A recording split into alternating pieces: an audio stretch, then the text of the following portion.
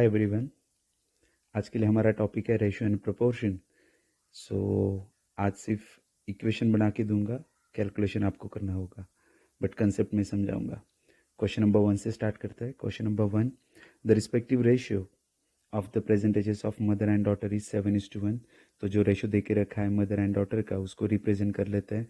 जो दे के रखा है 7x एंड 1x, इस फॉर्म में उसे रिप्रेजेंट कर रहे हैं। 4 year ago the respective ratio of their edges. तो ये जो था वो प्रेजेंट का था, और 4 साल पहले मतलब -4 दोनों इसमें करना होगा। 4 साल पहले दोनों के एजेस का रेशियो था 19/1, जो इक्वेशन में रिप्रेजेंट हो चुका है। आपको बस क्रॉस मल्टीप्लाई करना है और आंसर मिल जाएगा। वापस एक बार बता रहा हूँ, जो 7x एंड 1x दे के रखा था वो था उनका प्रेजेंट का एज, जो 19:1 था ये था उनका 4 साल पहले का एज। तो प्रेजेंट से 4 साल पहले जाने के लिए एज पर इक्वेशन आपको -4 करना पड़ता, जो वहाँ पे किया गया है। तो आपको आंसर मिल जाता है कैलकुलेशन करने के बाद। क्वेश्चन नंबर 2 की बात करते हैं। The ratio of the monthly incomes of Sneha Tina Aakriti is 95:110:116।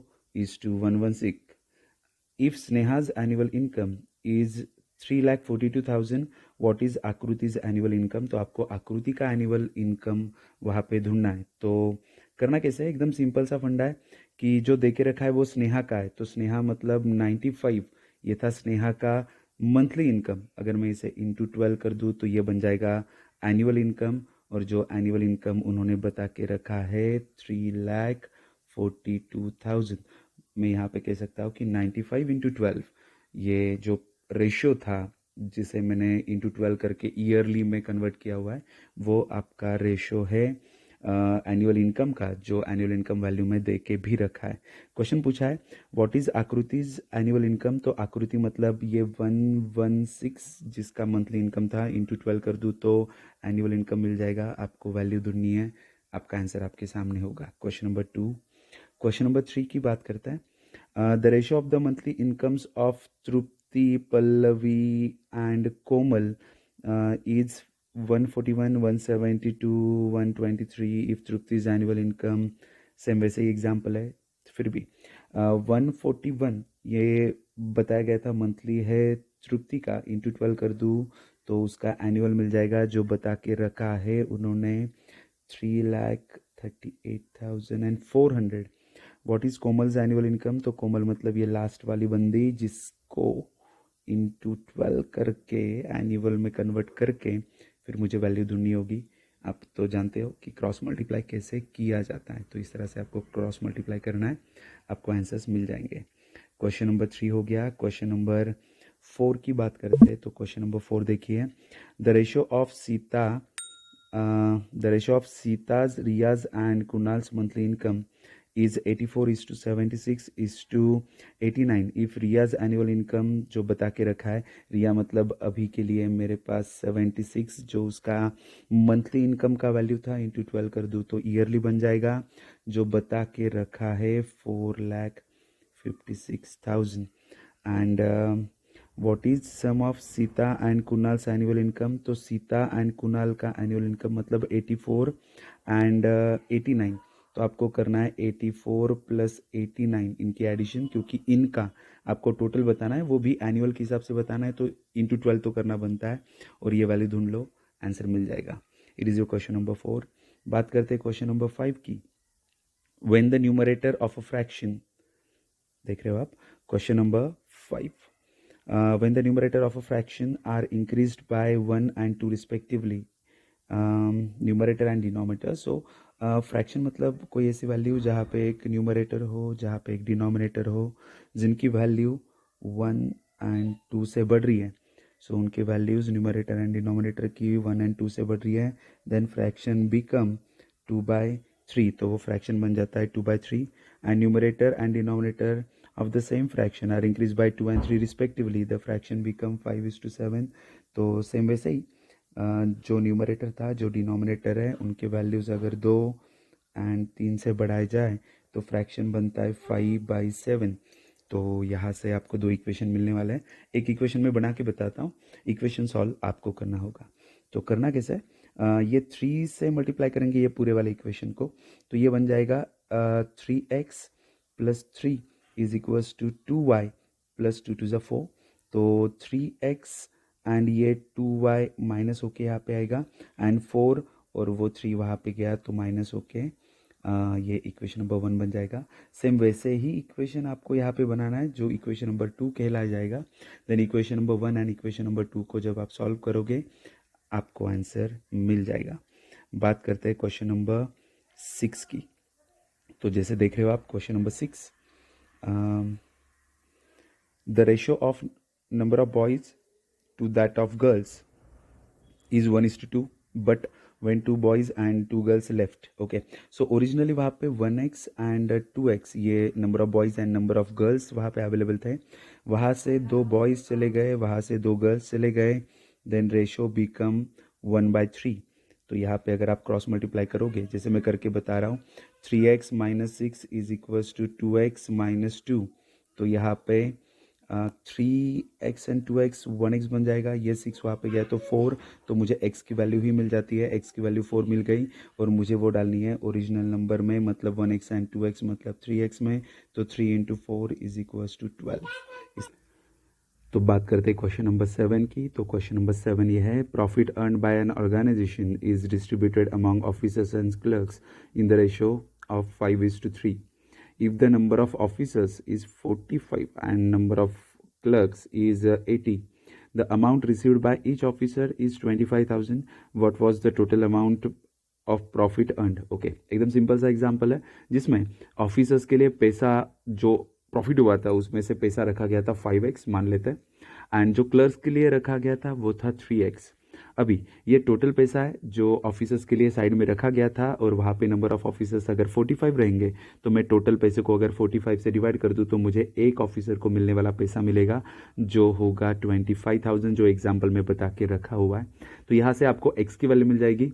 ये एक्स की वैल्यू आप ढूंढोगे। एक्स की वैल्यू ढूंढने के बाद आपको करना क्या है, what was the total amount of profit earned. Okay, so total profit था 5x एंड 3x, मतलब 5:3 ये टोटल जो रेशियो था उसका 8x, मतलब 5 + 3 8x। ये x की वैल्यू ढूंढ के आपको बस यहाँ पे डालनी है, आपका आंसर आपके सामने होगा।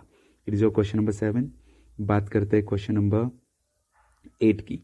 तो यह है आपका क्वेश्चन नंबर 8 जिसमें कहा गया है, the respective ratio between the present ages of Manisha Deepali is 5:x। चलो, तो उनके एजेस का रेशियो तो पता चल चुका है कि मनीषा एंड दीपाली इज 5:8 इस फॉर्मेट में रहेंगे। सॉरी 5:x था something, 5:x। Manisha is 9 year younger than Parineeta. So Manisha is younger than Parineeta, तो परिणीता बड़ी हुई, मनीषा छोटी हुई, और उन दोनों में डिफरेंस होगा 9 साल का जो बता के रखा है। Parineeta's age after 9 year will be 33 year. हाँ, ये अच्छी इन्फॉर्मेशन है। जैसे पता चला है मुझे कि परिणीता का एज आफ्टर 9 ईयर 33 ईयर्स है, तो 9 साल पहले क्या होगा, मतलब प्रेजेंट में क्या होगा। 9 साल के बाद का अगर उसका 33 होगा तो 9 साल पहले मतलब उसका एज होगा परिणीता का 24। जो मिला कैसे हमें, जो मिला है 33 - 9 करके, जो मिला है मुझे 24। ठीक है, तो इस तरह से मुझे यहाँ पे वैल्यू मिला है 24। आगे बढ़ते हैं। तो परिणीता का मिल गया, तो कुछ और देख सकते हैं हम। परिणीता का एज मिल गया है 24। परिणीता का एज 24। तो बढ़ते हैं आगे। कहा गया है the difference between Deepali and Manisha's age. Deepali and Manisha का जो एज है, इनके बीच का जो डिफरेंस है वो सेम रहेगा परिणीता के एज। तो जैसे कहा गया था दीपाली एंड मनीषा का जो एज का डिफरेंस रहेगा वो सेम एज रहेगा परिणीता के एज के। तो यहाँ पे अगर मुझे परिणीता का एज मिल चुका है जो है 24, तो मैं ढूंढ सकता हूँ मनीषा का एज, क्योंकि मनीषा उससे भी छोटी है, और वो कितने साल से छोटी है, जो हम मेंशन कर चुके हैं कि वो 9 साल से छोटी है। तो जो मनीषा है वो रहेगी 15 साल की, जैसे मेंशन हो रहा है, क्योंकि अगर परिणीता 24 साल की रही तो उससे 9 साल छोटा, मतलब 15 साल। ये रहेगा मनीषा का एज। तो मुझे मनीषा का एज मिल चुका है जो है 15 साल। मुझे दीपाली का एज नहीं पता, कोई प्रॉब्लम नहीं, तो उसको एक्स जैसे उन्होंने कहा था वो मानना ही था। उन दोनों के बीच का डिफरेंस परिणीता के एज के इतना होगा, मतलब परिणीता का एज अभी में जो मिला है वो है 24। तो एक्स इज इक्वल्स टू आएगा 39 and it is you answer, क्योंकि पूछा गया था what will come in place of x, तो हमने वही ढूंढा है कि एक्स की जगह पे क्या आने वाला था। क्वेश्चन नंबर 8 हो गया है। क्वेश्चन नंबर 9 की बात करते हैं। Question number 9, the ratio between the Gloria and Sara's present age is 4:7। तो ग्लोरिया एंड सारा इनके एजेस के बीच का रेशियो दे के रखा है 4:7। तो लिख के रख रहे हैं ग्लोरिया एंड सारा इनके एजेस के रेशियो थे 4:7। 2 year ago the ratio between their edges is 1:2। तो ज़्यादा कुछ एक्चुअली लिखने की ज़रूरत ही नहीं थी। तो ये 4x एंड 7x ये उनके प्रेजेंट एजेस का दे के रखा है। 2 year ago मतलब -2 कर देते हैं तो मिल जाएगा आपको नया रेशियो जो है 1:2, और ये आप सॉल्व करना जानते हो। x की वैल्यू ढूंढ लीजिए, x की वैल्यू मिल जाएगी आपको। x की वैल्यू ढूंढने के बाद पूछा क्या है, what will be Sara's age 3 year hence. 3 साल के बाद सारा का एज क्या होगा। तो x की वैल्यू ढूंढने के बाद आपको सारा के एज में डालनी है, मतलब वो वैल्यू डालनी है 7x में, और आपको +3 करना भूलना नहीं है क्योंकि 3 साल बाद का पूछा गया है। क्वेश्चन नंबर 10 की बात कर ले। क्वेश्चन नंबर 10 में उन्होंने कहा है the ratio of the ages of A and B 7 year ago is 3:4। Okay, so 3x and 4x जो भी पहला रेशियो दिखाई देता है उसके साथ x जोड़ो, एंड वो कब का है वो देखना है आपको कि 7 year ago का है। ठीक है, तो ये याद में रखना है कि वो 7 year ago का है। The ratio of their edges 9 year from now, मतलब प्रेजेंट से लेके 9 साल बाद। ये जो दिया था, ये जो दिया है उन्होंने 3:4, ये था 7 साल पहले का। मुझे सबसे पहले प्रेजेंट में आना पड़ेगा, तो +7 कर लेते हैं। एंड जो आगे रेफरेंस दिया है वो है 9 साल बाद का, तो +9 दोनों में करना पड़ेगा, तो नया रेशियो मिलेगा। जो नया रेशियो रहेगा वो 7:8 रहेगा। क्रॉस मल्टीप्लाई आप जानते हो, कर सकते हो। क्वेश्चन नंबर 11 की बात करते हैं। Question number 11, the respective ratio between the present ages of father, mother and daughter is 7:6:2। ठीक है, याद रखते हैं। The difference between the mothers and daughters as is 24। ठीक है, तो यहाँ पे मदर एंड डॉटर जो यहाँ पे दिखाई दे रहा है आपको 6 एंड 2, जो मदर एंड डॉटर का बताया गया था उसमें डिफरेंस रेशियो में दिखाई दे रहा है 4 का। तो 4 मतलब मेरे लिए होगा 24। What is the father's as at present, तो फादर के एज थे 7x, तो मुझे 7 मतलब ढूंढना है, बस हो गया काम। तो ये जो 4 लिखा है मैंने, it is the difference between the ratio values of mother and daughter, क्योंकि मुझे उनका एक्चुअल डिफरेंस बताया गया था मदर एंड डॉटर का, तो उनके रेफरेंस से सेम हुआ है कि डिफरेंस की ही बात हो रही है। तो 4 मतलब 24, तो 7 मतलब कितना कर सकते हो। Question number 11। क्वेश्चन नंबर 12 की बात कर लेते हैं। Question number 12, when x is subtracted from number 9, 15 and 27। Okay, सो वो चाहते हैं कि आप 9 में से, 15 में से और 27 में से x को सब्ट्रैक्ट करो। The remainders are in continued proportion. So continued proportion मैंने बताया होगा या फिर नहीं बताया, तो अभी याद रखिए कि कंटिन्यूड प्रोपोर्शन मतलब होता है थर्ड प्रोपोर्शन। थर्ड प्रोपोर्शन में करना क्या होता है वो मैं आपको विथ एग्जाम्पल ही बता देता हूँ, इसी एग्जाम्पल के साथ। तो सबसे पहले 9x, 9 - x, 15 - x and 27 - x, जो उन्होंने कहा था कि x को सब्ट्रैक्ट करना है, और ये करने के बाद जो बनता है वो कंटिन्यू प्रोपोर्शन में होता है। तो कंटिन्यू प्रोपोर्शन में आपको इनका रेशियो बनाना है, ठीक है, एंड वापस इसको लेके इसके साथ रेशियो बनाना है और वो प्रोपोर्शन में लिखना है। तो वो लिखेंगे कैसे, 9 - x divide by 15 - x is equals to 15 - x divide by 27 - x। Cross multiply आप कर सकते हो, क्रॉस मल्टीप्लाई करके x की वैल्यू मिल जाएगी, और वो जो x की वैल्यू मिलेगी वो आपको डालनी है कहीं नहीं, बस x ही तो पूछा गया था, तो x इज इक्वल्स टू आपको आंसर मिल जाएगा। ठीक है, क्रॉस मल्टीप्लाई करना है आपको, आपका आंसर मिलने वाला है। बात करते हैं नेक्स्ट क्वेश्चन नंबर 13। तो देखते हैं क्या कह रहा है क्वेश्चन नंबर 13। ये रहा क्वेश्चन नंबर 13। क्वेश्चन नंबर 13 में कहा जा रहा है amount, a certain amount was to be distributed among A, B and C in the ratio 2:3:4।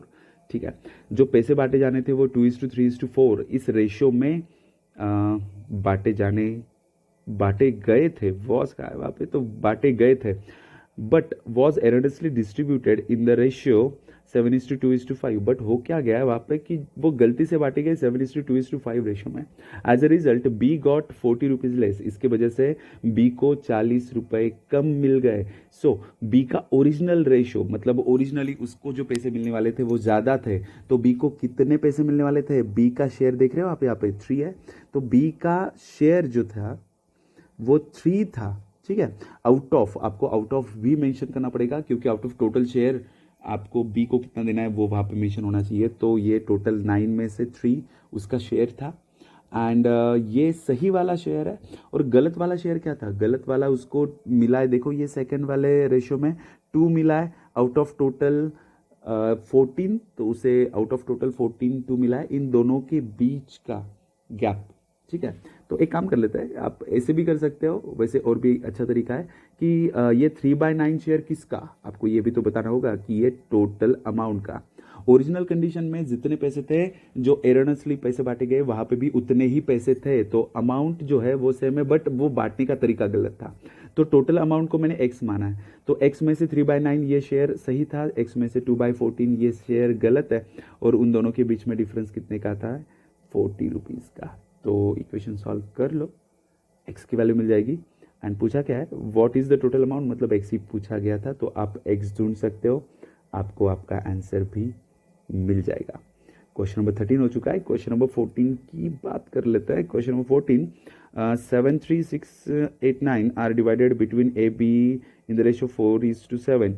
What is the difference between the thrice the share of A and twice the share of B. Okay, so सबसे पहले तो 4 and 7 ये जो ratio है वो बना था वो 7, 3, 6, 8, 9 से, मतलब 7 and 4 को जोड़ दूँ तो वही मिलने वाला है, ठीक है। तो मैं लिख सकता हूँ ना 7 + 4 11, मतलब मेरे लिए है 7, 3, 6, 8, 9, क्योंकि टोटल शेयर जो है वो टोटल अमाउंट के बराबर होता है। तो 11 मतलब टोटल शेयर है, और टोटल अमाउंट जो है वो जो आपको दिख रही है 7, 3, 6, 8, 9, तो इस तरह से वो दिख भी रही है।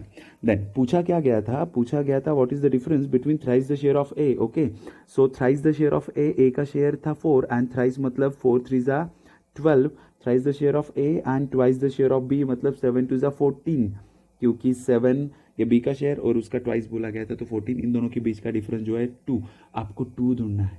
आपको ढूंढने के लिए कहा गया था कि thrice the share of A and twice the share of B के बीच का डिफरेंस जो 2 रहेगा, और आपको 11 मतलब वो पता है, तो 2 मतलब क्या होगा ये आपको ढूंढना पड़ेगा। क्वेश्चन नंबर 14 हो गया है। क्वेश्चन नंबर 15 की बात कर ले। क्वेश्चन नंबर 15 में देखते हैं क्या बोला है। MNOP डिवाइडेड रुपीज ये जो 44352 among them selves, M took 3/8 of the money and took 1/6 of the remaining amount, and the rest was divided among O and P in the ratio 3:4 respectively. How much did O get as the share? Okay, सो ओ को पैसा कितना मिला है उसके share का, ठीक है। तो यहाँ पे जो बोला गया था, एम ने जो पैसा ले लिया है वो 3/8 पैसा ले लिया है, एंड एन ने भी जो बचा हुआ अमाउंट था उसमें से 1/6 ले चुका है वो, तो टोटल पैसा जो खर्च हो चुका है उसका हिसाब लगाते हैं, तो 3/8 ये एम ले चुका था। अगर ये ले चुका है तो इसको मैं कट कर देता हूँ, तो बचा कितना होगा आपके पास, 8 में से 3 ले चुका है, मतलब बचा है उसके पास 5 8 में से, तो जो बचा हुआ था उसका भी 1/6 पार्ट जो n ले रहा है, मतलब इसका 1/6 ढूंढ लेते हैं, तो इसका 1/6 कितना होगा, तो ये 5/8 इंटू 1/6, मतलब उसका 1/6 अमाउंट हो जाएगा, तो 5 1 5 एंड 8 6 48, तो ये 48 में से 5 ये शेयर अभी दे चुके हैं, तो बचा है हमारे पास कुछ शेयर, तो जो बचा हुआ शेयर है उसकी बात करता है। तो शेयर बचा कितना है आपके पास, 48 में से 5 गए तो 43, तो यहाँ पे 43 डिवाइड बाय 48 इतना शेयर बचा हुआ है, ठीक है। मैं वापस एक बार एक्सप्लेन कर दूं, एम ने पैसा ले लिया था 38, मतलब 8 में से 3 हिस्से ले लिए थे, तो 5 हिस्से बाकी थे 8 में से, और an 1/6 of the remaining amount, तो एम जो बचा हुआ था मतलब 5/8 जो बचा हुआ था उसका भी 1/6 तो वो ले रहा है, ठीक है। तो 1/6 ले रहा है उसका, मतलब लिया कितना है उसने, 5/48 इतना लिया है, तो बचा कितना होगा उसके पास, उसके पास बचा होगा 43 डिवाइड बाय 48। तो यहाँ पे n ले चुका है 1/6 ऑफ द रिमेनिंग अमाउंट, तो रिमेनिंग अमाउंट थी 5/8, उसका 1/6 पार्ट वो ले चुका है। मतलब उसने लिया कितना है 5/48। तो बचा कितना है आपके पास? बचा हुआ ढूंढने के लिए आपको क्या करना पड़ेगा, आपको 5/8 में से जो वो ले चुका है, मतलब वो ले चुका है 5/48, ये ढूंढना पड़ेगा। But it is the lengthy method. इससे सिंपल हम ये कर सकते थे कि यहाँ पे अगर n कितना ले रहा है 1/6 ऑफ द अमाउंट ले रहा है, तो बच रहा कितना है उसके पास 5/6। तो जो 5/8 पहले बचा हुआ पार्ट था उसमें से भी n अगर 1/6 ले रहा है, तो फाइनली बचा है आपके पास 5/6। 6 में से 1 ले चुका है, मतलब 6 में से 5 बचे हैं अभी भी। तो यहाँ पे इसका आंसर जो आएगा सेम आंसर यहाँ पे भी आने वाला है, और ये दोनों ऐसे सेम रहेंगे, तो ये मेथड ज़्यादा इफेक्टिव है। तो 5 5 ज़ा 25 एंड 8 6 ज़ा 48। तो 48 में से 25 पार्ट अभी भी बाकी है, जो बांटा जाना है 3:4 पार्ट में, जिसमें से पूछा गया है ओ का शेयर। तो ओ का शेयर मतलब क्या होगा आपके पास? ओ का शेयर, तो ओ का शेयर मतलब ये 3 आउट ऑफ टोटल 7। तो ये बचा हुआ पार्ट था 25 डिवाइड बाय 48, उसमें से आपको ढूंढना है 3 आउट ऑफ टोटल 7। ये पार्ट आपको ढूंढना है। एकदम आसान एग्जांपल है, ये आपको ढूंढना है। तो इसको कहते हैं कि it is proportional to something, कि इसको आपको ढूंढना है। और आपको पता है कि ओरिजिनल अमाउंट कितनी थी? ओरिजिनल अमाउंट जो थी वो 3 पार्ट्स में डिवाइडेड थी। जो टोटल दे के रखा है यहाँ पे 25 डिवाइड बाय 48 इंटू 3/7, मतलब आपको ढूंढना है। या फिर ऐसे कर सकते हैं, ये थोड़ा लेंथी हो जाएगा, तो ये बेहतर होगा कि 25 डिवाइड बाय 48 इंटू 3/7 किसका? ये था 44352 का, ठीक है, जो आपको ढूंढना है। तो आपको आपका आउटकम मिल जाएगा। एक बार ट्राई करिए, आंसर आ जाएगा। ये था क्वेश्चन नंबर 15। क्वेश्चन नंबर 16 की बात कर ले, तो क्वेश्चन नंबर 16 में क्या कहा है? A sum of rupees 221 is divided among x, y and z such that x get 52 more than y।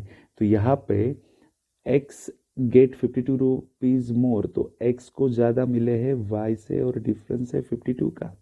y gets 26 more than z, तो y को ज़्यादा मिले हैं z से, और कितने ज़्यादा मिले हैं? 26। The ratio of the shares of X Y and Z respectively. Okay, तो ये हमें ढूंढना है। हमें ये पता है कि X plus Y plus Z is equals to 221 है, ठीक है। अगर आप सोच रहे हो कि ये 221 फिर कैसे है, ये 221 कैसे है? टोटल जो पैसे थे 221 ही थे जो बांटे गए थे एक्स वाई जेड में। अगर उनसे पैसे वापस ले ले तो 221 ही तो बनना है। तो मुझे ये सब कुछ पता है। तो यहाँ से अगर मैं इन दो इक्वेशंस को देखूं, इक्वेशन नंबर 1 इसको कहते हैं, इक्वेशन नंबर 2 कहते हैं। अगर यहाँ पे इन दो इक्वेशंस की एडिशन कर दूं तो मुझे y की वैल्यू मिल जाएगी। y की वैल्यू अगर मैं वहाँ पे डालूं तो x एंड z का कुछ इक्वेशन मिलेगा। तो ये करना कितना बेहतर होगा वो तो बाद में पता चलेगा। उससे बेहतर ये होगा कि आप z को z की वैल्यू कुछ कंसिडर कर लो। मतलब वो भी एक तरीका है जो मैं अभी बात कर रहा था, बट और एक तरीका है जिसमें अगर मैं z को समथिंग एक आधा वेरिएबल कह लो, z को फॉर एग्जांपल मान लेते हैं कि b होगा, z का वैल्यू b होगा। जैसे हम x y z कंसिडर करते हैं, अभी x y z ऑलरेडी कर लिया हमने, तो z की वैल्यू b मान लेता हूँ। तो अगर z b होगा, तो अगर इस इक्वेशन में वैल्यू को डाल दे, तो z की वैल्यू अगर मैं बिल डाल दूँ तो y minus B is equals to 26 बनेगा। तो y is equals to 26 plus B बन जाएगा, ठीक है। एंड जो y की वैल्यू मिली है वो y की वैल्यू अगर मैं इस वाले इक्वेशन में, इक्वेशन 1 में डाल दूँ, तो मुझे एक इक्वेशन मिल जाएगा। देखिए अभी तक मैं z को कंसिडर कर चुका हूँ। तो मैंने किया क्या क्या है, मैंने z को कंसिडर किया हुआ अभी, मुझे y की वैल्यू फिर उस हिसाब से मिल चुकी है, और अभी मैं ढूंढना चाहता हूँ x की वैल्यू। तो x की वैल्यू ढूंढने के लिए मुझे क्या करना पड़ रहा है, x माइनस वाई की जगह पे जो उसकी वैल्यू थी 26 प्लस बी वो डालनी पड़ रही है। तो अगर x minus 26 minus B is equal to 52, sign change हो जाएंगे अगर ब्रैकेट के अंदर माइनस जाएगा। तो यहाँ पे मेरे पास बचेगा x is equal to 52 plus 26 plus B, तो x की वैल्यू मिल जाएगी मुझे 6 into 8 and 5 into 7 plus b। तो मुझे जो वैल्यूज मिल रहे हैं z, y एंड x के, तीनों भी सेम वेरिएबल को लेके बन रहे। देखो b और यहाँ पे भी b, इन सब की एडिशन जो बताई गई थी वो थी 2 to 1। अगर ये x, y, z की वैल्यू आप वहाँ पे डाल दो तो आपको आंसर 100% मिल जाएगा। तो वो आपका काम है। क्वेश्चन नंबर 17 की बात कर रहा हूँ। Question number 17, 2 vessels A and B, there is a mixture of milk and water in the ratio milk and water in the vessel is 5:2 and 8:5 respectively। ठीक है, तो अपने पास दो वेसल्स है, मान लेते ये वेसल ए है, ये वेसल बी है, जिसमें मिल्क एंड वाटर है। मिल्क एंड वाटर उनका रेशियो फर्स्ट इसमें 5:2 है एंड सेकेंड इसमें 8:5 बता के रखा है। What is the ratio of this mixtures be mix together so that the ratio of milk and water in the new mixture become 9:4। okay, in what ratio these mixtures be mixed, तो आपको इनको क्या quantity में लेना पड़ेगा ये पूछा जा रहा है। जो करके जो नया मिक्सचर बनेगा, मतलब इनको डालना है यहाँ पे सी के अंदर, और सी के अंदर मान लेते हैं उनका बताया गया है कि मिल्क एंड वाटर का रेशियो रहना चाहिए 9:4। तो इसका कितना क्वांटिटी ले और इसका कितना क्वांटिटी ले, क्वांटिटी इन द सेंस इसके कितने लीटर्स और इसके कितने लीटर्स ले, जो करके जो मिक्सचर बनेगा उसमें नया रेशियो रहेगा 9:4। तो किया कैसे जा सकता है, यहाँ पे ये ऐसे कर सकता है जिसमें हमें क्या करना है कि मुझे बताओ यहाँ पे ये 9 कहाँ से आ रहा है। 9 मतलब मिल्क का कंटेंट आ कहाँ से रहा है, वो आ रहा है ए एंड बी से। तो ए का मिल्क 5 आउट ऑफ 7, आपको अगर शेयर बताना है किसी चीज़ का तो आउट ऑफ बताना होता है। तो मिल्क का शेयर हो गया एंड ये प्लस करूँगा मैं 8/13, क्योंकि ये मिल्क का शेयर है, तो ये टोटल मिल्क का शेयर हो गया। ठीक है, ये मिल्क का शेयर ये लेना था आपको, इसकी क्वांटिटी लेनी थी x और इसकी क्वांटिटी लेनी थी y। सेम क्वांटिटी लेनी है, ऐसा कहीं पे भी मेंशन नहीं है। तो मैं मान रहा हूँ कि x में से 5/7 एंड यहाँ पे y में से 8/13 उन्होंने लिया है। x में से मतलब क्या है कि इसका कितना लिया है, जो a नंबर का सोल्यूशन था, a लीटर का सोल्यूशन था, वो x लिया गया, मतलब 5 लीटर 6 लीटर जो भी है, उसकी वैल्यू तो बाद में पता चलेगी, उतना लिया गया है, डिवाइड बाय x। अभी मैं वाटर की बात कर रहा हूँ कि अभी देखो a वाला जो सोल्यूशन है वो तो मैं x ही लूँगा, मिल्क एंड वाटर से अलग अलग तो ले नहीं सकता। तो x में से मिल्क का शेयर तो यहाँ पे लिख चुका हूँ, यहाँ पे से मैं जो y ले रहा हूँ कंटेंट b का, तो y में से 8/13 ये तो मिल्क का हो गया। अभी वाटर का ढूंढता है कि जो मैंने लिया था क्वांटिटी a का, उसमें से वाटर का कंटेंट है 2/7 एंड मिल्क का कंटेंट है 5/13 y में से, तो जाके रेशियो मिल रहा है 9/4। अगर आप क्रॉस मल्टीप्लाई करोगे तो आंसर मिल जाएंगे आपको। यस, आंसर मिलेंगे आपको, रेशियो मिल जाएगा x:y का। आसान है बट स्टार्टिंग में लगता है थोड़ा डिफिकल्ट है, क्रॉस मल्टीप्लाई करने के बाद आपको आंसर्स मिल जाएंगे। थोड़ी मेहनत तो आपको भी करनी है। क्वेश्चन नंबर 17 हो गया। क्वेश्चन नंबर 18 की बात कर रहा हूँ। Question number 18, Sameer's age is 1/4 of the father's age. Okay, Sameer का जो एज है 1/4 ऑफ द फादर का एज है। ये एक्सप्लेन मैं कर चुका हूँ, वापस एक बार कहता हूँ। अगर आप सिर्फ सेंटेंस को इक्वेशन फॉर्म में लिख भी ले, Sachin Sameer 1/4 of the father, तो ये ऊपर वाला लेफ्ट वाले साइड का होता है, डिनोमिनेटर होता है राइट साइड वाले का। तो यहाँ पे समीर इज टू फादर का रेशियो मिल गया मुझे, तो वो है 1:4 and 2/3 of his sister's Reema's age. तो Sameer age is 2/3 of Reema's age, तो ये समीर का 2 रहेगा, तो रीमा का रहेगा 3। The ratio of the ages of Sameer, Reena and father respectively, तीनों का साथ में जोड़ने के लिए कहा है। तो मुझे यहाँ पे समीर एंड फादर का जो मिला है वो था 1:4, मुझे समीर एंड रिया का जो मिला है वो है 2:3। यहाँ पे प्रॉब्लम क्या है कि सेम वेरिएबल होते हुए उसकी वैल्यू कुछ अलग है, तो उसकी वैल्यू अगर सेम कर दूँ, यहाँ पे ऑलरेडी 2 है, यहाँ पे अगर मैं 2 लेके आऊँ तो इनको साथ में जोड़ सकता हूँ, इंटू 2 कर देता हूँ, तो 2 and 8, तो यहाँ पे समीर की जो वैल्यू है अभी जो मुझे दिखाई दे रही है वो 2 दोनों केसेस में। तो समीर की जगह पे मैं 2 लिख सकता हूँ। समीर की जगह पे मैं फादर की जगह पे अभी लिखूंगा 8 एंड रिया की जगह पे 3। तो ये मिलेगा आपको आंसर 2:8:3। ठीक है। पूछा कैसे गया था, what is the ratio of ages of Sameer, Reema and father respectively. तो ये बहुत संभाल के आपको करना पड़ता है। पहले समीर आना चाहिए, फिर रिया एंड देन उसके बाद फादर। तो सीक्वेंस होना चाहिए था 2, 3 एंड 8। ओके, तो it is enough for this session.